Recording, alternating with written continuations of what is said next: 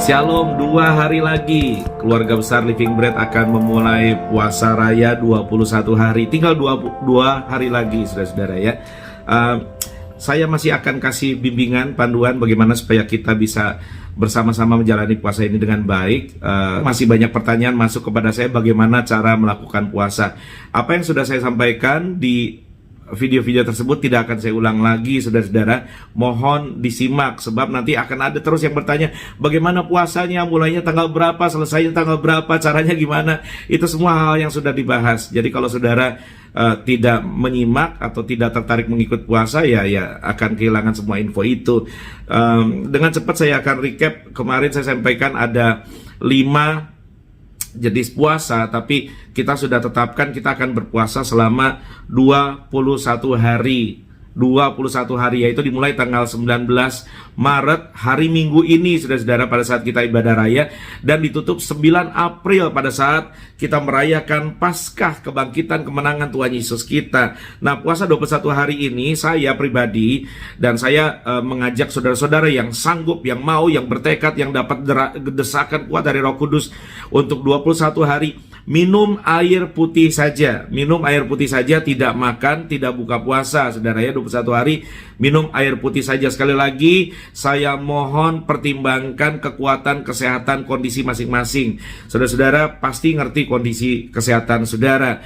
Yang berikutnya 21 hari, tapi mungkin buat yang tidak sanggup 21 hari minum air saja, bisa dilakukan jenis yang kedua, yaitu puasa pagi petang. Itu partial fasting, puasa sebagian, yaitu Anda buka puasa makan pagi, lantas sepanjang hari Anda tidak makan, tidak minum, dan petang hari Anda buka kembali. Itu puasa parsial, saudara-saudara ya. Saudara ukur sendiri kekuatan saudara, sebab masing-masing kondisi kesehatan berbeda. Contoh saya mau tidak minum saja, tapi saya sadar saya punya masalah dengan ginjal. Saya beberapa kali kena serangan jantung, saudara-saudara sudah pernah pasang ring. Itu sebabnya saya pun mengukur kemampuan saya, tetapi roh saya mendesak untuk saya puasa air. Nah, yang ketiga, saudara, puasa 21 hari ini bisa dilakukan seperti yang Daniel lakukan, yaitu ketika dia baru ditawan dari Yehuda ke Babel, dan ketika dia ditangkap bersama dengan teman-temannya, dia memutuskan untuk tidak makan, tidak minum hidangan raja selama 21 hari, tidak makan yang sedap-sedap, hanya yang tidak sedap yang masuk, yaitu buah, sayur, dan air putih saja selama 21 hari. Jadi puasanya tidak makan daging, tidak minum kopi, tidak minum es campur, tidak minum cendol, tidak makan sate kambing, sate babi, tinotuan, cakalang, ya saudara ya. Jadi hanya makan buah, sayur, dan air putih saja selama 21 hari. Yang mana yang Anda mau lakukan? Silakan pertimbangkan dengan doa, dengan Roh Kudus, dan dengan hikmat. Saudara cek kondisi Anda masing-masing. Nah, lakukan puasa ini untuk kesehatan, bukan untuk kesehatan pribadi saja, tetapi untuk kesehatan jiwani kita, kesehatan rohani kita, untuk tujuan rohani. Hari ini saya mau bimbing saudara supaya saudara betul-betul bersemangat mau mengikuti puasa ini, yaitu saya kasih judul renungan hari ini adalah persembahan body. Persembahan body, saudara. Kalau persembahan uang sudah sering, persembahan harta, persembahan lagu, persembahan nyanyian itu paling gampang, saudara ya. Tapi persembahan body ini harusnya lebih susah, persembahan tubuh, saudara. Roma 12 ayat 1-2 bilang begini, karena itu saudara-saudara, demi kemurahan Allah, aku menasihatkan kamu supaya kamu mempersembahkan tubuhmu sebagai persembahan yang hidup, yang kudus, dan yang berkenan kepada Allah. Itu adalah ibadahmu yang sejati.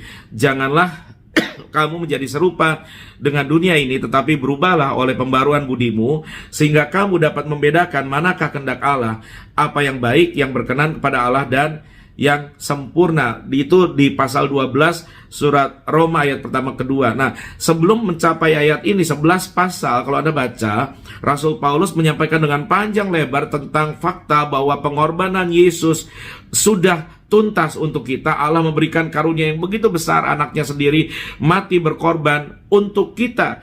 Apa yang Yesus, apa yang Allah sudah lakukan untuk kita. Tetapi di pasal 12 ini Rasul Paulus meminta kepada kita, memohon kepada kita, mengajak kepada kita, he's pleading to us. Karena itu saudara-saudara jemaat Living Bread juga, demi kemurahan Allah, by the grace of God, aku menasihatkan kamu, aku memohon kepada kamu. Ia memohon, saudara-saudara, di pasal 12 ini.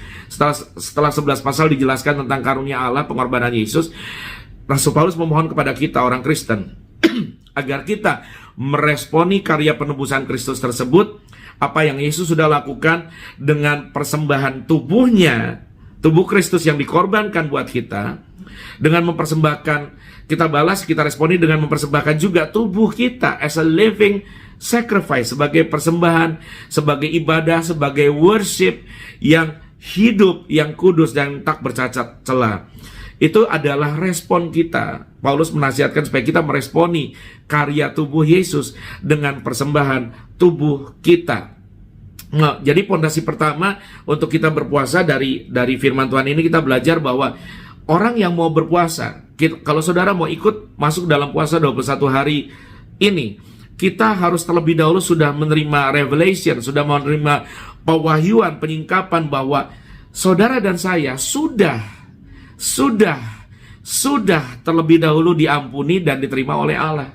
Tidak ada di antara saudara yang anak tiri, tidak ada. Tidak ada yang orang buangan, tidak ada yang anak buangan. Kita sudah terlebih dahulu diterima, diampuni, dan dikasihi oleh Allah. Haleluya. Bahwa keselamatan kita sudah dijamin oleh pengorbanan tubuh Yesus Kristus. Dan oleh pengorbanan tubuh Yesus Kristus, kita bukan cuma diampuni, tetapi dijadikan benar. Dijadikan orang benar, saudara. Kita orang-orang gak benar, saudara. Kita orang berdosa. Tetapi karena tubuh Yesus, kita sudah dijadikan benar. Jadi, saudara harus ingat baik. Puasa bukanlah upaya untuk membuat kita jadi benar. Nah, catat ya. Puasa bukanlah sebuah upaya untuk membuat kita jadi benar di hadapan Allah. Dalam kasih-Nya yang sempurna, Allah sudah menerima, mengampuni, dan membenarkan kita dengan sempurna. Oleh sebab itu, dalam kasih Allah ini, dalam korban Kristus ini, kita sadar siapa identitas kita di hadapan Allah.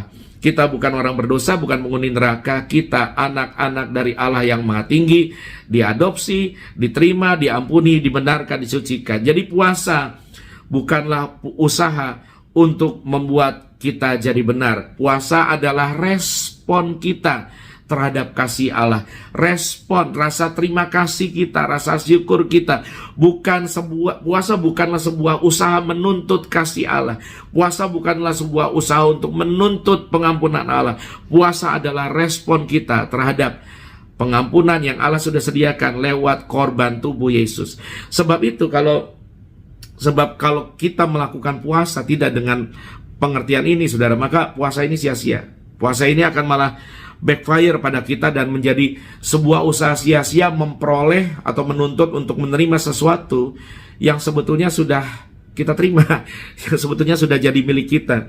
Nah, makanya Rasul Paulus katakan, karena itu saudara-saudara, demi kemurahan Allah, by the grace of God, aku menasihatkan kamu. Grace of God, kemurahan Allah, yang olehnya menjadi dasar untuk Paulus memohon kepada kita, itu sudah tersedia.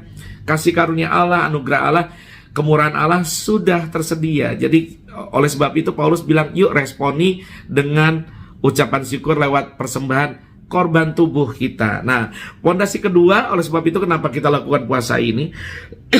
Puasa ini adalah salah satu cara terbaik untuk tahun ini kita belajar mempersembahkan, ini apa yang Alkitab katakan, kita baca tadi, mempersembahkan tubuh kita ini sebagai persembahan yang hidup, yang kudus, yang berkenan kepada Allah. Persembahan atau korban yang hidup artinya persembahan tubuh ini jangan sampai mati, saudara ya. Maksudnya kalau perjanjian lama itu umat Allah mau minta perkenanan Allah, minta pengampunan dosa, minta berkat, itu harus mempersembahkan tubuh binatang, dipotong binatangnya sampai mati. Nah, tetapi dalam perjanjian baru, yang mati sudah cukup tubuh Tuhan Yesus. Itu sudah Lebih dari cukup. Tetelestai, sudah selesai, kata Tuhan Yesus.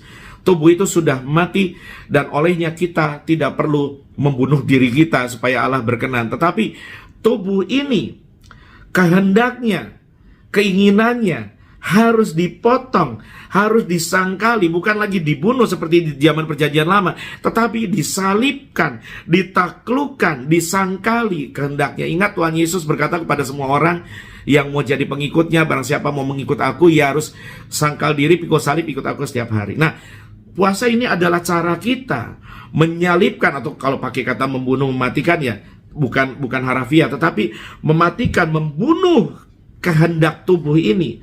Kita disiplin tubuh ini supaya tubuh ini menjadi korban yang hidup, menjadi worship, menjadi persembahan yang hidup, yang kudus, yang berkenan kepada Allah. Itu adalah ibadah kita yang sejati. Ibadah sejati itu artinya ibadah yang real, yang sungguhan, yang tenanan, yang nyata, yang yang true. True worship itu bukan cuma nyanyi. Nyanyi itu gampang. Karena orang di ibadah aja nyanyi malas, saudara ya. Udah datangnya telat, tinggal dengar pendeta khotbah. Kalau WL ngajak untuk nyanyi mempersembahkan korban syukur pada Allah, orangnya telak pinggang itu atau lipat tangan, saudara ya. Itu aja udah malas, saudara. Apalagi mempersembahkan uang, lebih susah. Mempersembahkan harta lebih susah. Apalagi mempersembahkan tubuh, waduh lebih susah. Itu sebabnya hari ini kita nggak mau jadi orang-orang yang bikin susah hati Allah. Kita mau jadi anak-anak Allah yang belajar mempersembahkan tubuh sebagai true worship. Nah, fondasi ketiga kenapa kita puasa, dari ayat ini kita belajar bahwa dikatakan jangan kamu menjadi serupa dengan dunia ini. Jangan jadi serupa dengan dunia ini, tetapi berubahlah oleh pembaharuan akal budimu, supaya kamu dapat membedakan mana yang jadi kehendak Allah. Nah, kita itu, kalau saudara masih ingat khotbah saya beberapa waktu lampau, ada 3 jerat dosa yang membuat kita terkonek dengan kuat sama dunia, tapi terdiskonek dengan Allah Bapa, yaitu keinginan mata, keinginan daging, dan keangkuhan hidup. Nah, salah satu bukti bahwa kita terkonek dengan dunia lebih kuat adalah kita kehilangan kepekaan untuk mengenal kehendak Allah, untuk mendengar suara Allah. Itu bukti bahwa sinyal dunia lebih kuat. Kalau kita pengen marah, kita marah. Kita pengen pukul orang, kita pukul orang. Pengen gosip orang. Pengen fitnah orang. Pengen ngomongin orang. Pengen dosa, onani, masturbasi, pornografi, ngerokok, minum mabuk, curi uang, rampok orang, saudara, jelekin orang, tinggikan diri atau rendah diri. Itu semua kita turuti. Itu artinya kita lebih kuat koneksinya dengan dunia. Nah, dengan puasa ini, tubuh kita sedang dilatih untuk lebih peka mengenali dan mentaati kehendak Allah. Terkadang dengan berpuasa, dengan cara kita menyangkali tubuh ini, akan ada beberapa kesenangan rutin yang biasanya kita nikmati. Kita potong kesenangan itu, seperti mungkin jam drakormu, jam nontonmu berkurang, jam nonton berita, nonton drama berkurang, jam nongkrong di kafe berkurang, jam entertainment berkurang, dan lebih banyak untuk jam doa, jam baca Alkitab, jam dengar lagu-lagu rohani, jam dengar khotbah-khotbah rohani di YouTube, di Spotify, di banyak platform. Nanti Anda akan sadar ketika beberapa kesenangan daging itu kita potong, seperti mungkin kopinya dikurangi. Anda sangkal diri dari rokok, Anda sangkal diri dari dosa perzinahan, Anda sangkal diri dari minum mabuk, Anda sangkal diri dari biasanya kalau kepengen makan berlebih dituruti, pengen makan daging ini, pengen makan itu dituruti, itu wisata kuliner terus. Tetapi ketika kita sangkali, baru Anda akan mulai, alarmnya mulai nyala, mulai ada kepekaan. Anda akan sadar bahwa selama ini hidup kita lebih serupa dengan dunia daripada serupa dengan Allah. Itu kesadarannya datangnya belakangan, saudaranya. Baru sadar. Nah, puasa akan membuat kita menyadari bahwa ada begitu banyak racun dunia yang selama ini kita konsumsi dan meracuni hidup, tubuh, pikiran, perasaan kita. Kita mulai, kalau kita puasa, kita mulai sebetulnya sedang mulai detox racun dunia, saudara. Kita sedang mulai detox racun dunia dari tubuh kita, dan mulai kita realign lagi hidup kita dengan frekuensinya Allah, dengan kehendaknya Allah, sehingga nanti akan tiba pada titik di mana Rasul Paulus katakan, supaya kamu dapat membedakan mana kehendak Allah dan mana yang bukan, mana kehendak daging, mana kehendak setan, mana kehendak diri, mana kehendak Allah. Anda akan makin peka ketika Anda puasa. Puasa ini akan mengembalikan kepekaan roh kita. Karena kalau biasanya kita puaskan tubuh ini, daging ini dengan makanan, dengan segala hawa nafsu, dengan segala hobi dan kesenangan, dalam puasa kita belajar untuk memuaskan roh kita dengan roti hidup. Kalau biasa kita makan, minum, nonton, kita puaskan daging kita. Sekarang kita puaskan roh kita dengan doa, baca Alkitab, satu, nyembah, dengar lagu rohani, nonton khotbah YouTube, dengar khotbah YouTube, saudara-saudara. Maka ketika kita makan semua yang rohani, kata Alkitab, kata Rasul Paulus, our mind will be transformed. Kita akan mengalami perubahan, transformasi pikiran, akal budi, saudara. Maka transformasi akan mulai terjadi. Pikiran kita diubahkan, kehendak kita diubahkan, insting kita, naluri kita mulai diubahkan, dan kita mulai lebih peka mengerti ini nih kehendaknya setan, ini nih keinginan daging, ini kehendak roh Allah, ini kehendak Roh Kudus. Jangan heran kalau kita suka dengar kesaksian, ada hamba Tuhan yang peka dengar suara Roh Kudus, bisa tahu keadaan saudara, dosa yang tersembunyi yang dialami oleh orang lain, atau apa yang Allah lakukan, hendak lakukan tahun depan. Bahkan Anda tahu sendiri di tengah-tengah jemaat, di gereja, di banyak gereja, di gereja kita ada orang-orang yang tidak terlalu pandai, tidak berpendidikan tinggi, tapi lebih peka dari kebanyakan orang yang bertitel tinggi untuk mendengar suara Tuhan. Sebetulnya bukan karena Anda budak, bukan karena kita budak, dan bukan karena Allah tidak bicara. Allah masih berbicara. God still speaks. Allah saya nggak bisu, Allah saya nggak gagu. Selain kanon Alkitab, untuk hal-hal yang spesifik sesuai dengan peristiwa Alkitab, suara Allah masih bicara dan tidak akan bertentangan dengan Alkitab. Tapi kebanyakan kita tidak lagi memiliki kepekaan untuk mendengar suara Allah, bukan karena Allah tidak bicara, tetapi karena kita tidak mendengar. Karena daging ini lebih suka dengar suaranya sendiri, lebih sering dengar, lebih suka dengar, lebih mudah mendengar suara keinginan dunia. Tetapi kalau roh kita makin kuat, daging dilemahkan, maka jiwa kita, ingat ya saya bagikan kemarin ya, jiwa itu bagian penentu. Anda itu terdiri dari spirit, soul, and body. Anda terdiri dari roh, jiwa, dan tubuh. Jiwa itu adalah pusat kehendak yang membuat Anda bicara, betul-betul kata, berkendak, memutuskan, dan bertindak. Itu jiwa. Tetapi keputusan jiwa itu dipengaruhi oleh siapa? Oleh dagingmu atau oleh rohmu. Nah, Alkitab berkata roh penurut, tetapi daging lemah. Daging itu nuruti maunya sendiri, daging itu nuruti dunia. Tetapi roh kita itu maunya nuruti kehendak Allah. Kalau daging kita dilemahkan, roh kita dikuatkan, maka suara roh lebih keras didengar oleh jiwa daripada oleh daging. Nah, saudara-saudara ya, makanya jadi seperti ayat 2 ini dikatakan, supaya kamu dapat mengerti mana kehendak Allah, apa yang baik, yang benar, dan yang sempurna. Oleh sebab itu, saudara-saudara, jika Anda merasa terlalu terikat dengan dunia ini, mulailah ikut puasa. Mulai ikut puasa. Caranya ada, saya kasih 3 opsi dari 21 hari puasa ini. Silakan Anda pilih mana yang sesuai dengan kekuatan Anda. Tetapi saya kepengen challenge. Ayo kita belajar challenge diri kita. Yuk bisa yuk, aku bisa yuk. Jangan pilih tantangan yang paling mudah, saudara. Jangan pilih tantangannya, aku mah yang paling gampang aja ya. Orang yang tidak suka tantangan tidak akan pernah melihat hasil ya. Orang yang selalu pilih kemudahan, pilih kenyamanan, tidak akan pernah melihat terobosan. Jika Anda merasa terlalu jiwa ini, hidup ini terlalu cluttered, banyak sampah bertumpuk, sampah pikiran, sampah batin, sampah jiwa, penuh sesak, padat, berantakan, mulai tata ulang hidupmu dengan puasa. Dengan puasa. Dan jika Anda rindu untuk lebih peka, lebih mudah mengenali kehendak Allah, suara Tuhan, suara Roh Kudus, dan melepaskan diri kita dari ikatan dunia ini, mulailah puasa. Saya betul-betul berdoa dan berharap saudara-saudara tahun ini betul-betul lewat puasa ini naik lebih tinggi sama Tuhan.